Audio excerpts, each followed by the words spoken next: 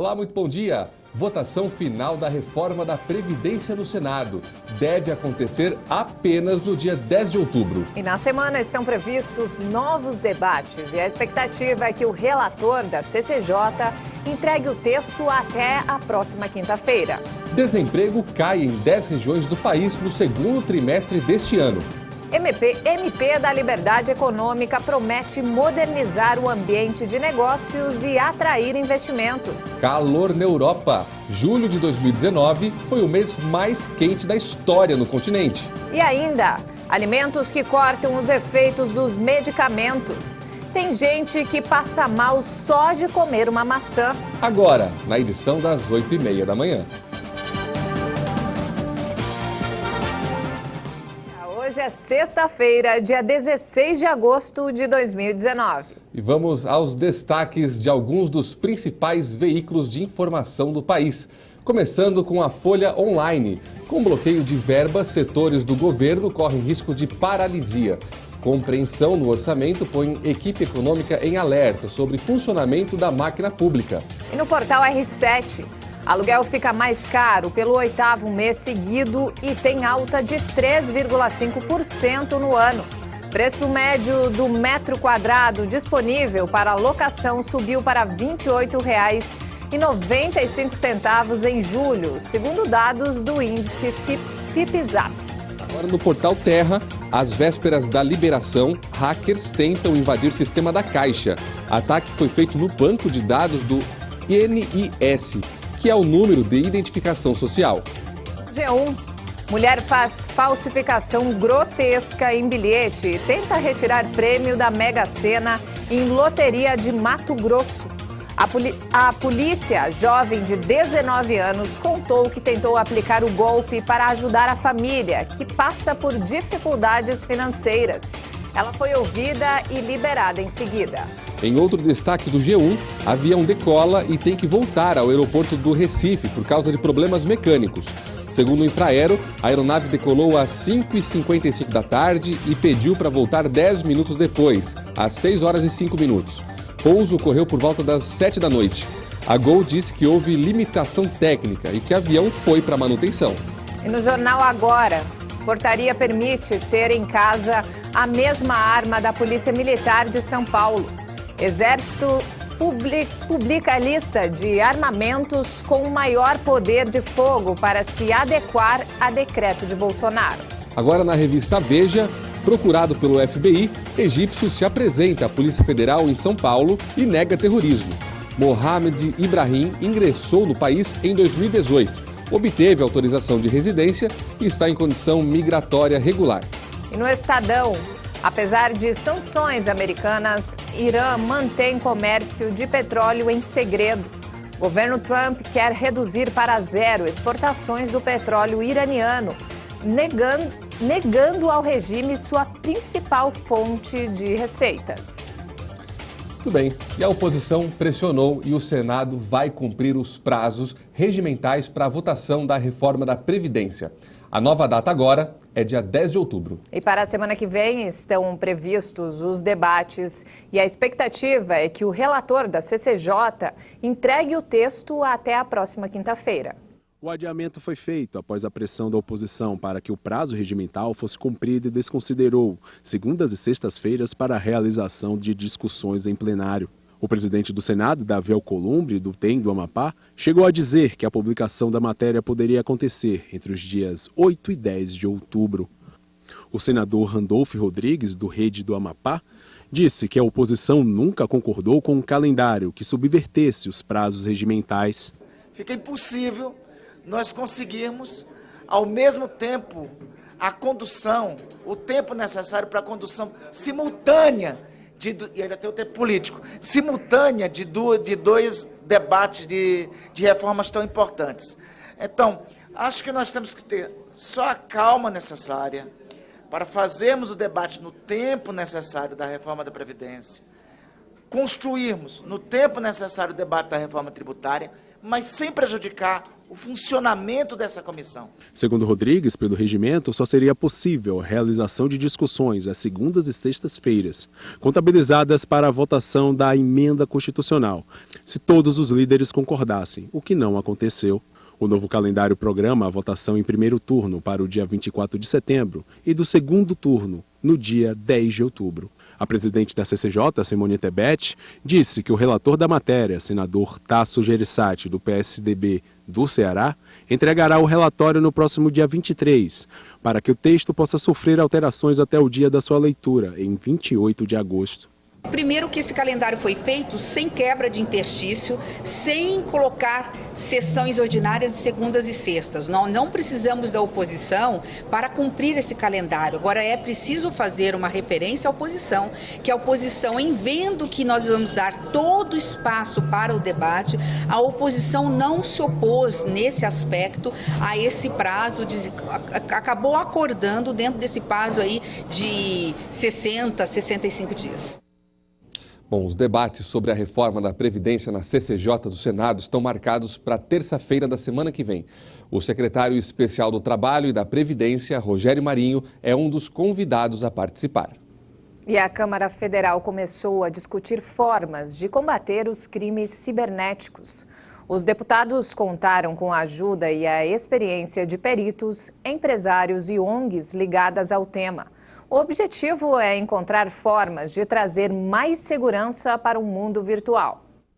Nunca foi tão fácil se comunicar. Agora, com apenas alguns cliques, é possível pagar contas sem sair de casa, conhecer novas pessoas ou até mesmo fazer uma reunião de negócios de qualquer lugar do mundo. Mas quem gosta de navegar pela rede precisa redobrar a atenção. É que tem sido cada vez mais comum os casos de crimes praticados dentro do universo digital, os crimes cibernéticos. A pessoa entra numa rede social, copia, faz algo parecido e se passa por você para fraudar um parente, para usar para ameaçar outra pessoa e até você provar que você não é você.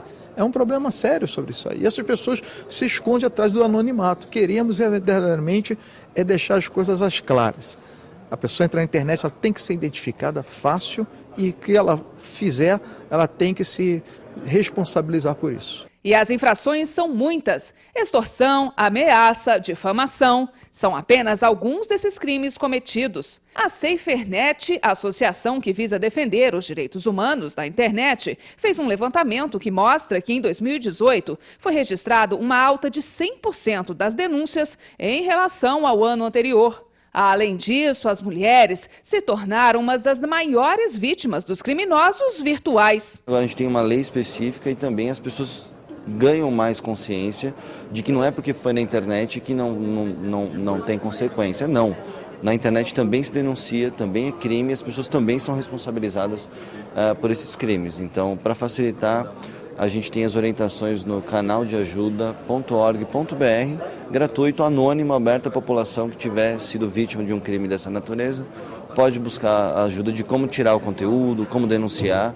Esse tema foi debatido em uma audiência pública aqui na Câmara, que foi presidida pelo deputado federal Davi Soares do DEM. Segundo ele, o objetivo é discutir soluções legais para que as competências policiais tenham acesso às provas telemáticas para a resolução de investigações criminais. O debate teve a participação de representantes do Ministério Público Federal, ONGs de apoio ao combate aos crimes cibernéticos e membros da segurança pública. O perito criminal Ivo de Carvalho, da Associação Nacional de Peritos Criminais Federais, explicou sobre as dificuldades encontradas atualmente pelos órgãos de segurança para se desvendar um crime cibernético. Os grandes problemas que a gente tem com o crime cibernético é que ele não tem fronteiras. Então, um atacante ele pode estar em qualquer lugar do mundo e ele pode estar usando infraestrutura em qualquer lugar do mundo. Então, a gente tem muita dificuldade em obter esses dados. Mas o aumento da criminalidade, em função da vulnerabilidade da rede,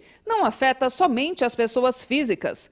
Com o aumento da tecnologia, as empresas também têm enfrentado diversos desafios para conseguir se proteger dos crimes cibernéticos. Se eu quiser usar um crime cibernético atacando um concorrente meu, eu não preciso fazer dumping de preço. Eu posso simplesmente fazer um ataque na linha de montagem dele, de tal forma que ele não consiga produzir e entregar o que ele encomendou, recebeu de encomenda. E, em função disso, eu tiro ele do mercado. Então, assim, precisa se conscientizar a sociedade como um todo. De acordo com o deputado Davi Soares, a audiência pública foi mais uma etapa importante para tentar fazer a navegação pela internet mais segura e tranquila, além de tornar a rede um espaço de respeito para todos. E a gente está para discutir aqui com profissionais da área que venham nos dar ferramentas para nós instrumentalizarmos através de projetos de leis. E o ministro da Justiça e Segurança Pública, Sérgio Moro, é a favor de vetos no projeto de lei sobre abuso de autoridade, que foi aprovado no Congresso Nacional e agora será enviado para a sanção do presidente Jair Bolsonaro. O plenário deu caráter de urgência à proposta e a votação foi feita rapidamente. Os deputados definiram em quais situações vai ser configurado o crime de abuso de autoridade. O texto engloba atos cometidos por servidores públicos e membros dos 3 poderes da República, do Ministério Público, dos tribunais e conselhos de contas e das Forças Armadas. Alguns parlamentares defenderam o adiamento, mas a maioria optou pela finalização. O plenário ainda conseguiu derrubar os 3 destaques apresentados para modificar o texto. No total, a proposta apresenta 37 ações que podem ser consideradas abuso de autoridade quando praticadas com a finalidade específica de prejudicar alguém ou beneficiar a si mesmo ou a terceiro. Pelo projeto de lei, será considerado abuso obter provas por meios ilícitos, executar mandado de busca e apreensão em imóvel, com mobilização ostensiva para expor o investigado a vexame, impedir encontro reservado entre um preso e seu advogado e decretar a condução coercitiva de testemunha ou investigado sem intimação prévia de comparecimento ao juízo. Para o presidente da Câmara, Rodrigo Maia, do DEM, foi aprovado o melhor texto em que todos os poderes respondem a partir da lei por igual. Já o líder do governo, o deputado Major Vitor Hugo, do PSL, acredita que o presidente Bolsonaro deve vetar alguns pontos. E 5 deputados federais do Partido Novo pediram ao Supremo Tribunal Federal uma nova votação do projeto que pune o abuso de autoridade. Eles alegam ilegalidade pelo fato da votação ter sido feita de forma simbólica. E o desemprego caiu em 10 regiões do país no segundo trimestre deste ano.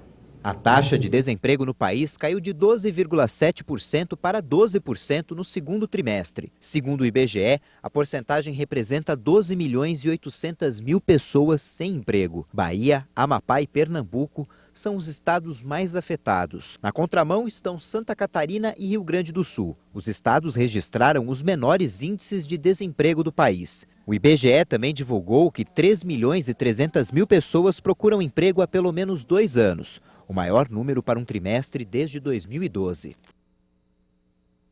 E veja a seguir, faz calor na Europa. Julho de 2019 foi o mês mais quente da história no continente. E ainda, alimentos que cortam os efeitos dos medicamentos. Tem gente que passa mal só de comer uma maçã. Daqui a pouco nós voltamos já.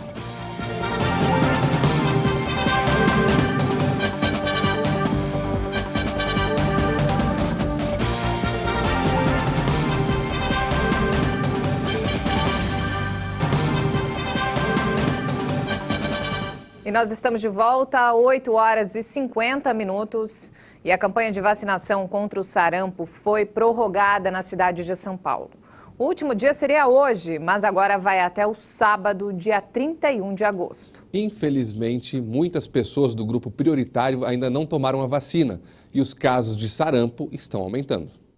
A Secretaria Municipal da Saúde decidiu ampliar o prazo da campanha de vacinação contra o sarampo depois de uma análise nos dados epidemiológicos e da cobertura vacinal na capital. Até esta quinta-feira, apenas 35,4% dos jovens de 15 a 29 anos e 41,3% dos bebês de 6 a 11 meses tomaram a dose. Esses são os 2 públicos prioritários da campanha. Segundo a Secretaria Municipal, a cidade de São Paulo chegou a registrar 997 casos da doença.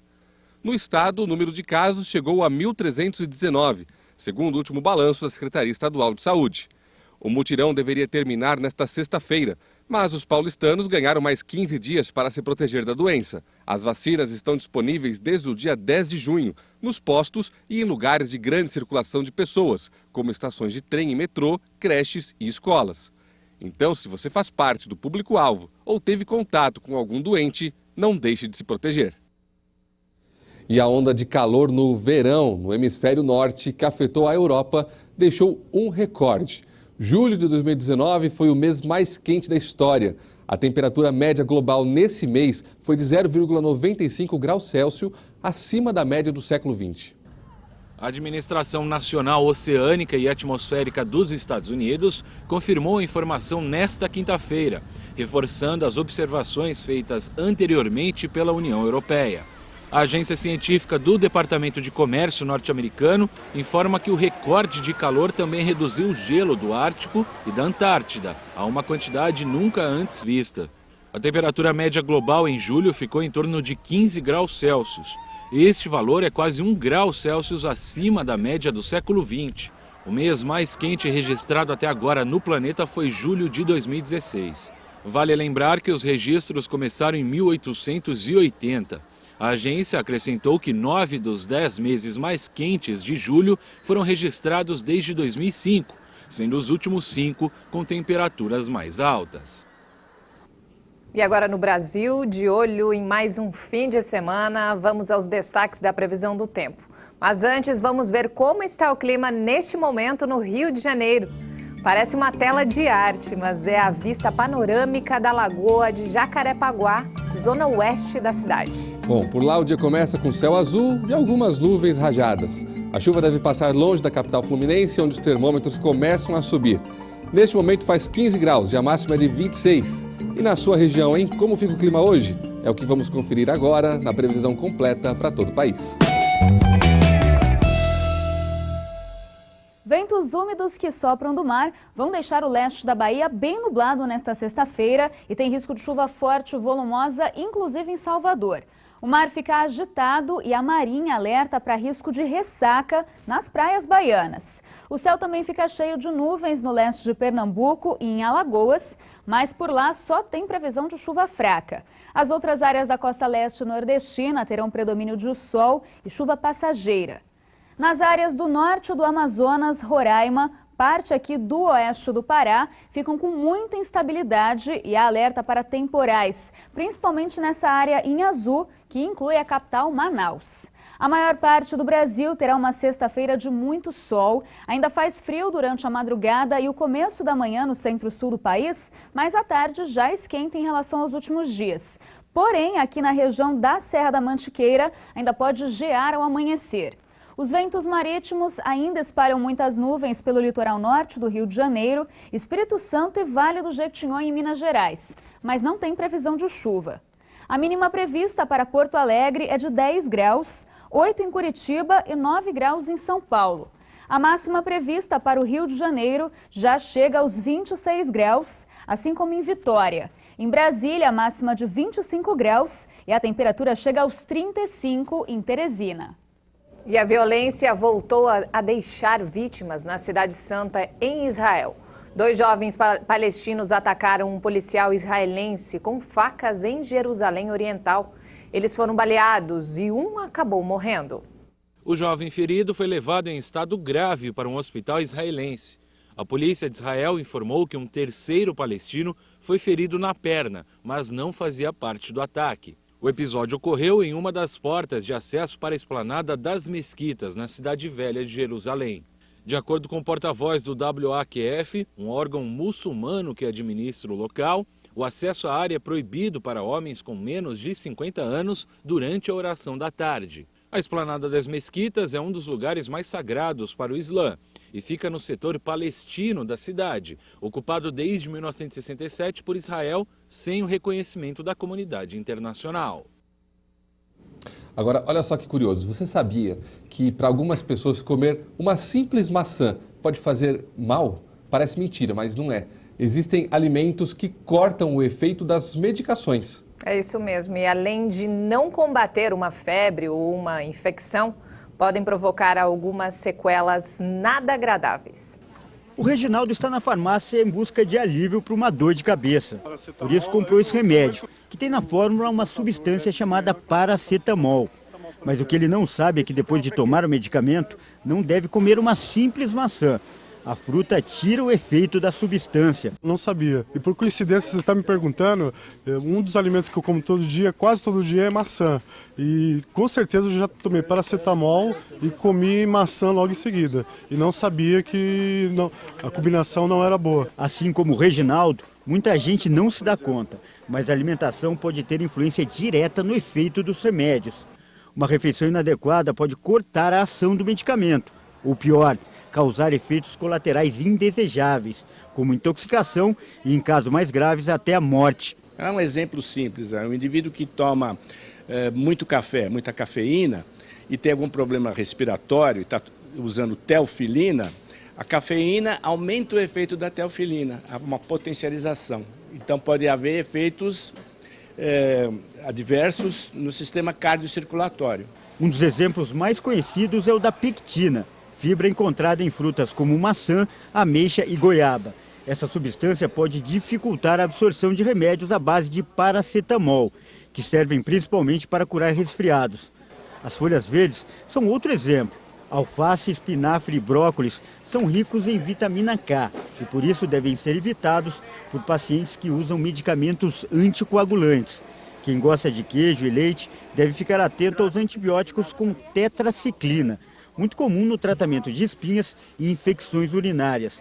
O cálcio desses alimentos pode anular o efeito da fórmula. Você sabia que uma maçã, por exemplo, pode cortar o efeito de um medicamento? Não sabia. Eu gosto de comer maçã. Tenho preguiça de comer para tirar a casca. Não sabia, não. Ficar sabendo agora dessa informação, lhe preocupa? Não, o médico nunca falou nada, não me preocupo, não. E um dos grandes problemas é que, em alguns casos, a bula dos remédios não informa os pacientes sobre os riscos. Cabe ao profissional da saúde, seja um médico ou farmacêutico, orientar as pessoas. O farmacêutico, ele está aqui, para a população, para tirar todas as dúvidas referente à medicação, tá? Para isso nós temos, os nossos DEFs, nossos estudos científicos, onde a gente vai estar consultando para poder orientar o paciente se pode ou não tomar com algum alimento, ou com alguma alimentação. A recomendação feita pelos especialistas é que o remédio seja tomado ou 1 hora antes ou 2 depois da refeição e sempre com água, nunca com outros tipos de bebida, como suco, refrigerantes e café. Existem alguns produtos farmacológicos, alguns medicamentos, que eles agridem a mucosa do estômago, do intestino. Então, para que isso não ocorra, é aconselhável que o indivíduo ingira algum alimento antes de utilizar o medicamento. Esses medicamentos, como exemplo, são os anti-inflamatórios, os esteroidais, que são derivados de esteroides, e os não esteroidais. O Adailton também desconhecia o risco de misturar alguns alimentos e remédios, mas agora vai ficar atento, tanto à bula quanto ao cardápio. Eu vou consultar para ver se existe algum antagonismo com o remédio, entre o remédio e a alimentação que eu vou fazer. É importante saber, né? É importante saber, claro. Afinal, também tomar o remédio e perder o efeito não vale a pena, né? Exato, não vale a pena. Perder tempo, Perda de tempo e dinheiro. Pois é, agora ela é importante. De acordo com a Anvisa, é obrigatório que toda bula de medicamento traga a indicação sobre a interação com alimentos, sempre que essas estiverem disponíveis. Não temos mais tempo, essa edição fica por aqui. Nós voltamos à 1 da tarde com mais informações e notícias. Tenha um ótimo dia e até lá.